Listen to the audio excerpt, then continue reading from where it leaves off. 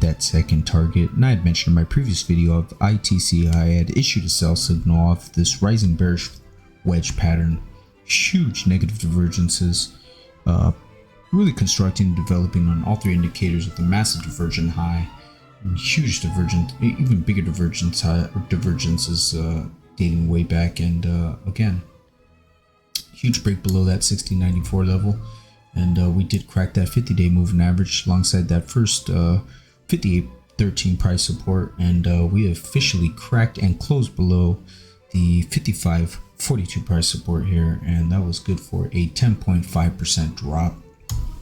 And we'll see if we can get a bounce here. Dip buyers did not step in right at that price support. We closed slightly below it, so you know, we could have a small counter trend reaction and maybe come back to hit that 51.94. I know there was some sort of fundamental news as far as some directors go and a change of directors. Again, this is why I say the charts create the news. We had these huge wedge looking pattern here, big divergent high. Divergences, bearish divergences really have developed since going and dating way back since January 2020. And again, usually the bigger divergences, the bigger the drop, the bigger the crash and the probability of a crash.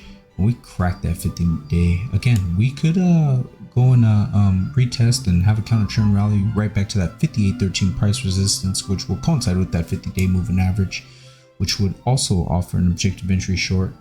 And again, I still favor a move down to that primary trend line off the 2019 lows there, that which will coincide with that hugging of that 200-day moving average alongside that 47.17 price support. So we'll see if we get it.